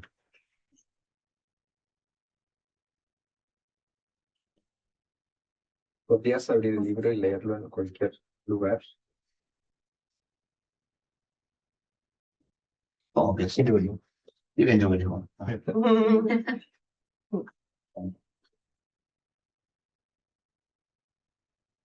Otras preguntas, comentarios. Les, que- les Lo- quemamos mucho la le- cabeza, están como medio... los dejamos en silencio. Sí, Yo, más que nada, si puedes elaborar un poco, lo dijiste al pasar de por qué hoy la Argentina es el país latinoamericano más sionista, ¿no? Hemos hablado Mm, de Chile como un país donde hay una diáspora y quizá pero Argentina, una de las características es que es uno mm. de los lugares donde el tipo de intervención que estás haciendo es la más difícil. Para mí del mundo, ¿eh? No de Del mundo. Latinoamérica, del Sí, no, mundo. pero digo, si puedes como hablar un poco Sí. de por qué te parece que es el caso. O sea, si contamos uno por uno, obviamente no es el país con más sionistas, pero en proporción a la población judía, por ejemplo, yo creo que es la comunidad judía más sionista del mundo. Ujú, Eh, obviamente en parte tiene que ver con que hay una comunidad judía muy grande, con que esa comunidad judía después de los años 90 se volvió muy neoliberal, menemista, macrista, ahora mileísta, como que hay una construcción muy del judaísmo, o mejor dicho, de las personas judías eh, tienen como espacios de poder muy grandes y de mucha influencia en la sociedad y de poder real, mucha, mucha gente y mucho poder. Eh, y eso, desde los años 90 se volvió como muy neoliberal y muy de derecha, que antes no era así, o sea, en la época de mis viejos no era así. Estaba lleno de escuelas más como de izquierda, escuelas bundistas. eh, Después de los años 90 y también las instituciones judías se volvieron muy neoliberales y la gente que las dirige es un asco total. Eh, y bueno, se fue haciendo muy, muy bien ese trabajo de homogeneización, que es lo que, no sé si llegamos a decir, pero como que otra cosa de la normalización y la homogeneización por la que el sionismo, o el Estado de Israel, mejor dicho, es heredera del nazismo, es porque son los únicos dos procesos de poder que se animaron, que se dieron el tupé de armar una construcción para decir quién es judío y quién no, y qué es ser judío. Y esa forma de ser judío es absolutamente normalizante y homogeneizante. El nazismo a través de las leyes de Nuremberg y el sionismo a través del Estado de Israel. Son los únicos dos poderes en la historia que se adjudicaron el poder de decir qué es lo judío y que encima quieren hacer que los judíos una sola cosa, monolingüe, berreta, sin onda, victimizada, victimista. O sea, los judíos siempre fue una cosa mezclada, loca, viviendo en un millón de territorios, comiendo un millón de comidas, mezclándose con las culturas, con la lucha de lo donde estaba, hablando un millón de lenguas, judíos árabes, judíos europeos, judíos negros, todo, y de repente estos, o los nazis o los sionistas te vienen a decir, no, el judío es esto, y yo soy no sé qué. O sea, una locura. Eso en Argentina funciona muy bien porque Argentina tiene una constitución profundamente racista. Es una sociedad que tiene muy incorporado que nunca hubo un otro. La construcción del otro en Argentina tenés que hacer como unos malabares mediáticos rarísimos porque la gente te dice, acá no había nadie antes. Esto era un desierto. Y vos le decís, pero mirá, boludo, o sea, la frontera de Argentina hasta 1880 llegan hasta acá y acá dice tipo territorio mapuche. No, no deben haber venido de Chile.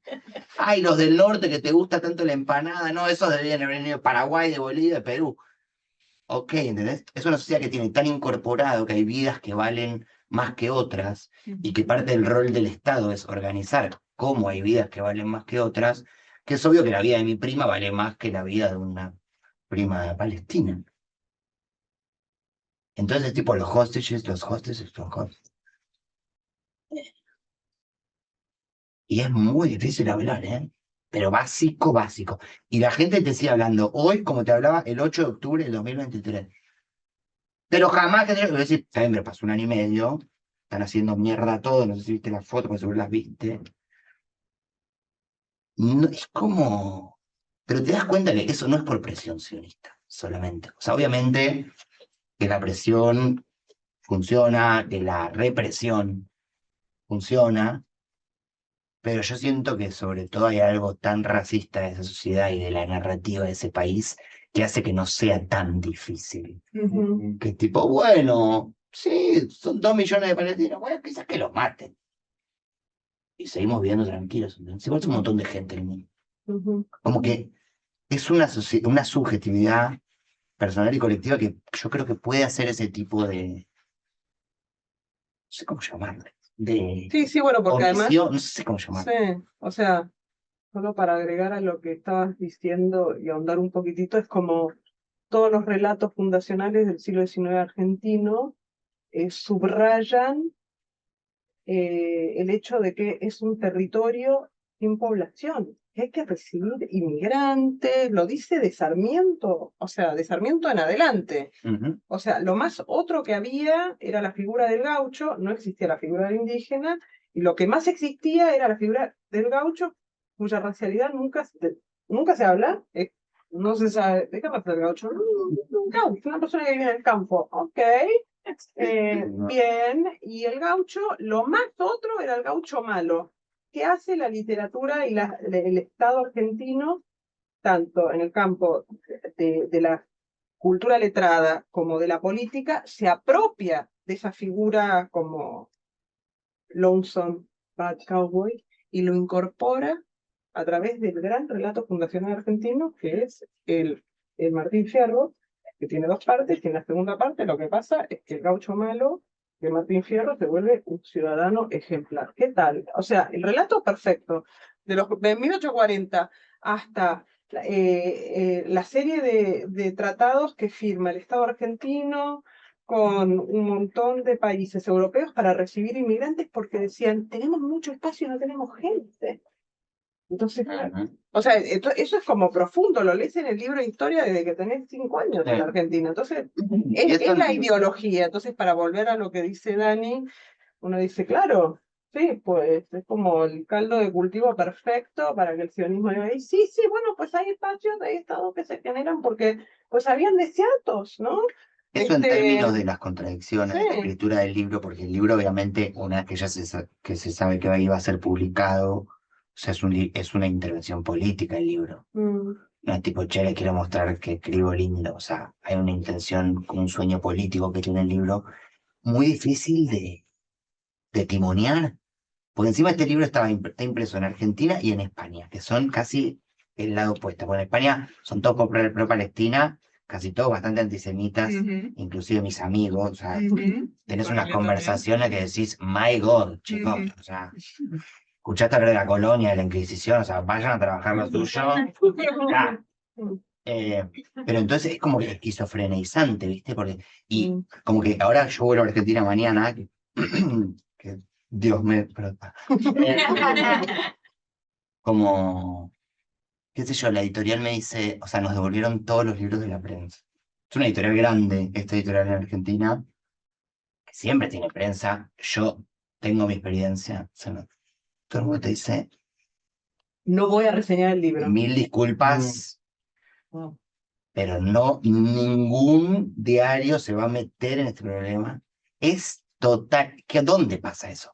Acá ponele, si entras a cualquier librería, está lleno de libros de Palestina, de libros judíos antisionistas, Yuyo y por Pi, todo lo... O sea, en Argentina es tipo así, insoportable.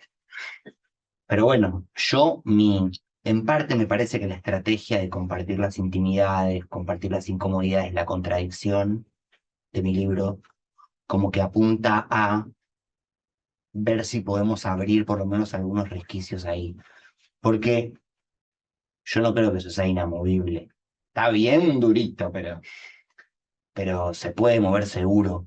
Y, y creo que ahí sí, en Argentina, creo que en general, pero en Argentina como que creo que el rol de los judíos es muy importante y es muy importante que por lo menos el 30% de los judíos que no son unos fachos de mierda empiece a hacer público su descontento, a hacer la autocrítica colectiva, que se empiece como a desarmar un poco algunas cosas, que la gente ya no se sienta como tan segura de decir cosas espantosas. Te sorprenderías la cantidad de gente judía que detesta mi ley y que se la pasa en territorio, en manifestaciones de derechos humanos y después va con la bandera de Israel. O sea, y no es muy sofisticada la construcción, digo, no es tan difícil de desarmar. Pero como no hay conversación, está Right. como blindada, pero no está muy sofisticada. Te digo que la gente te habla como te hablaba el 8 de octubre. No es que fueron desarrollándose, no evolucionan. Mm. Eh, Mm. son como... Y a mí, igual si vuelvo ahora y estoy meses y años y siguen siendo igual de cabeza de termo, me voy a la mierda y que se jodan. Cabeza de perro. Pero tengo la intención de, con ese trabajo, un poco como hacer un aporte, por lo menos a eso. Mm. Y siento que desde mi rol, desde mi punto de enunciación como judío, sabiendo tanto de los judíos, reivindicando mi judaísmo, que yo reivindico mi judaísmo, y que asesinaron a como que hay algo de las mezclas de la situación que quizás pueda aportar algo, me parece. Yo le tengo fe, pero las encuestas dan para abajo mal. ¿Cómo se llamaba la apuesta de los partidos? El PRODE. Tenemos todas las de perder, pero vamos a intentar. Gracias. Todavía no es- Una última pregunta. ¿Alguien más en el...? Ay, Sí. Sí, me pregunta. Bueno, muchas gracias porque me está encantando la conversación. Muchas gracias, Dani, por tu trabajo. Me estaba preguntando, ahora que os he escuchado hablar, el papel que juega como la emocionalidad en todo esto, tanto como para fijar ideologías de alguna manera, como también para colarse y resquebrajar un poco, ¿no? sí. Y porque yo ayer lo pensaba mucho, ¿no? Con todos estos temas, decía, tiene que haber algo visceral en la gente que defiende esto viendo esas imágenes, ¿no? Hay algo Sí. visceral, hay algo que atraviesa lo racional, ¿no? Entonces me estaba preguntando qué papel puede jugar como la emocionalidad tanto para fijar, no, porque es como la forma de conectar eso espiritual con lo corporal, ¿no? Es un poco la emoción juega un poco, siento ese papel. Sí. Yo me pregunto, no sé, de qué manera a lo mejor el libro y la emoción que provoca, porque habéis leído unas páginas y estábamos todos aquí. Sí. Entonces me imagino que se puede utilizar, ¿no? Esa emocionalidad tanto para... ¿Por qué todo tan intenso? Me te hablaba todo el tiempo. Sorry. Sí, están, ¿no? Las pasiones, los afectos, son como que el material, ¿no? De todo, del amor y de los fascismos, siempre. Bueno, el odio ahora. Es impresionante cómo funciona esto. Y sí, son una de los grandes rieles eh, por los que va la vida en general, ¿no? Digo, en ese sentido, el poder, bueno, el poder, qué sé yo, los poderes como no son boludos y van como queriendo organizar eso. hay una apuesta en desordenar las pasiones, ¿no? Mm. Desordenar las emociones, como desconfiarles también, ¿no? Un poco porque... Va, yo me peleo bastante en general, esto ya vamos a pasar a cosas, pero como con mis amores, por ejemplo, cuando siento que en algunas conversaciones como que parece como que lo que sentís es verdad, ¿viste? No sé si les pasa. Bueno, pero yo lo siento bien. Bueno, amor, pero vivimos en este mundo, estamos moldeados por un... No, pero a veces todos nos pasa que sentimos que lo que sentimos es verdad. Como que en esas cosas también me parece que son las que cada quien Mm. puede ver si, como decía Soraya, con ese destornillador espiritual, como ver si va como... Pero también la forma en la que, incluso cuando hablaste sobre tu tío abuelo, ¿no? El que se mudó de Israel en el 48, que termina trabajando para el Mossad, y dijiste o sea, critico todo eso que hizo esa institución, que hizo ese Estado, pero yo entiendo de dónde viene. ¿Por qué? Ujú. Porque vos mismo lo decís en la parte que leímos, ¿no? Él dice, vos decís, empiezo a escuchar con más atención. Y hay algo de escuchar con atención que es un poco como abrir a que no es ponerte en el lugar del otro, no es eso. Es dejar que el otro se despliegue Eso, en sus contradicciones, en sus dificultades, en sus vulnerabilidades.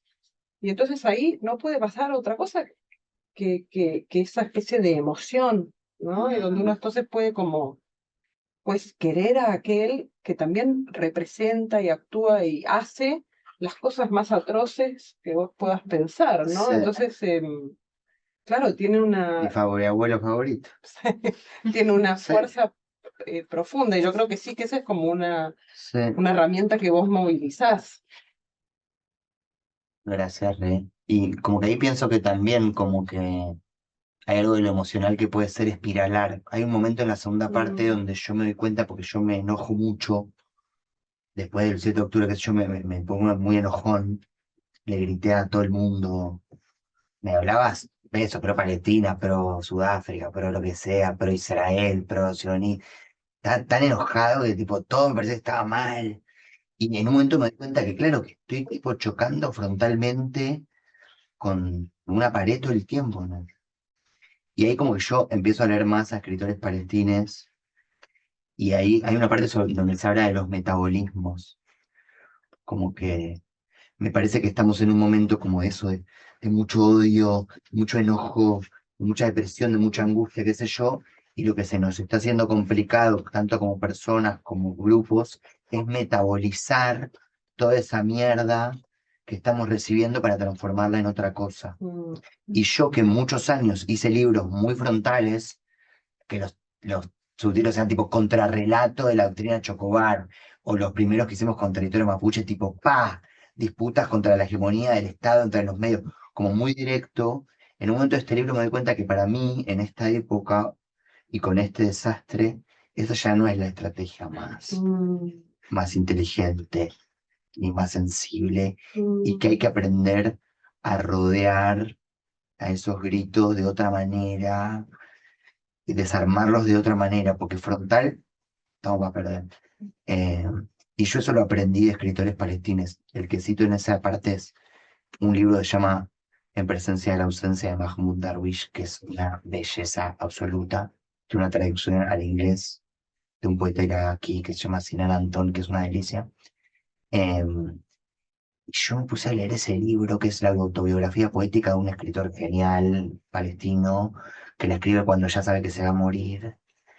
Y yo lo empecé a leer, yo que estaba re enojadito desde mi departamento en Buenos Aires. eh, Empezó a leer ese hombre contando unas cosas terribles, las historias más terribles de prisión, de exilios, con una belleza, una sutileza, unos matices que te va. Yo sentía como que el chabón se estaba empezando a meter en mi casa, ¿no? También hay algo de lo espiritual, como que hay libros que leemos, digo, si abrimos todos los libros pensando que son literatura o ensayo, si leemos a gente que tiene relaciones espirituales, como que nos vamos a sorprender.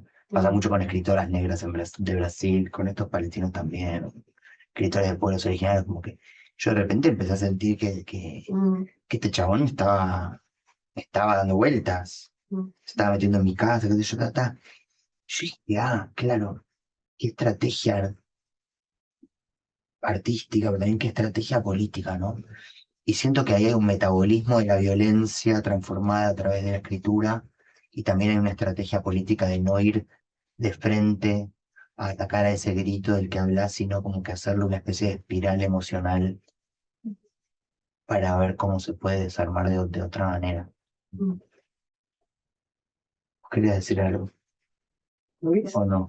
No. Vos, Vicky, atrás. Estaba. Porque Vicky levantó la mano por eso. Bueno, tenía más una intriga, no leí el libro, entonces no sé si esto es cierto, quizás Tendría que haberlo leído ya. nada, hice la tarea.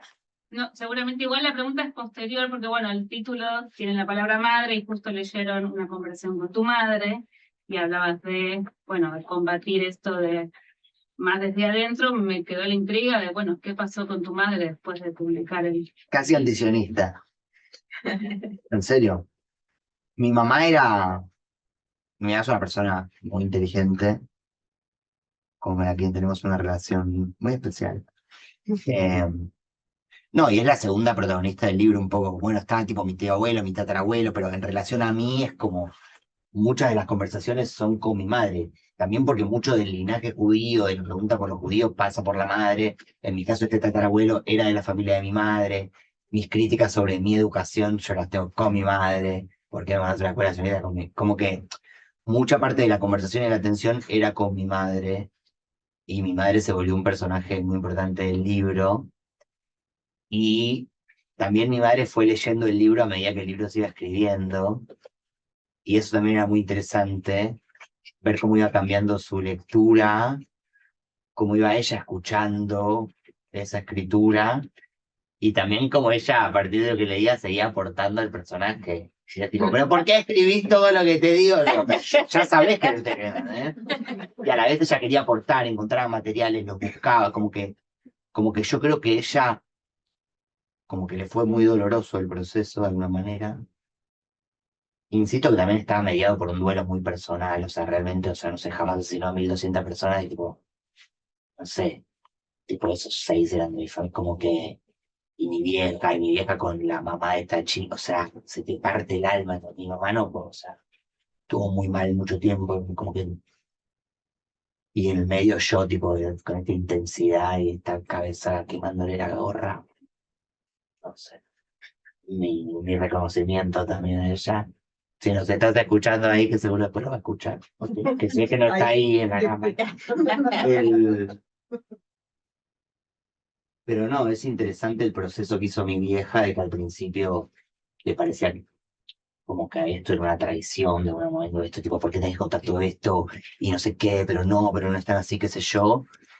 Y de repente era como cuando ya el libro estuvo más cerca de publicar, como que un poco fue tipo, che, tenías razón, lo lamento mil. Y era tipo una persona que eso, como que yo le daba libros y los leía, yo le escribía cosas y lo leía también como con pasión. Pero bueno, eso también hay que entender a eso a cada quien en su generación, como que yo me di cuenta también en el momento que le estaba pidiendo un montón, como, no sé, mi vieja cuando yo tiene 72 años. Mi papá, también hay que entenderlo, el holocausto, que más allá de que estos energúmenos lo quieran usar, o sea, no es joda, ¿entendés? O sea, mi papá se levantaba todos los días y sus papás estaban llorando porque habían asesinado a sus primos, tíos, amigos, amantes, o sea, eso es una experiencia en el cuerpo. Yo me levantaba a la noche por miedo a Hitler, ¿entendés? Yo construí mi obra, ahora entiendo que construí como mi forma de ser artista a partir del holocausto, o sea, no es una abstracción. O sea, que quiera ser usada como una estrategia del poder es una cosa que hay que, quizás de las más importantes que hay que reconocer si se quiere pelear contra el sionismo, pero también en la conversación más íntima, también hay que reconocer que eso es una experiencia real, concreta de nuestras vidas. Y el punto es justamente como que a mí lo que está haciendo el sionismo, por ejemplo, con la historia del holocausto, me ofende profundamente. como que para mí se están metiendo con mis muertos. Y creo que hay una parte donde dice eso, yo voy a defender a mis muertos, Mm. como que no me vengas a levantar mi cementerio, ¿entendés? Con tu mierda. Mm. O es lo mismo que la de la cruz, o sea, hay están profanando un territorio y unas experiencias muy jodidas, que ojalá les vuelva a toda esa mierda. Porque se están metiendo con cosas muy... obviamente que ellos no creen en nada más que en sí mismos, pero yo espiritualmente le tendría bastante respeto a meterme así con esa historia fuerte. Bueno, muchas gracias, Dani. Gracias a ti y a ustedes.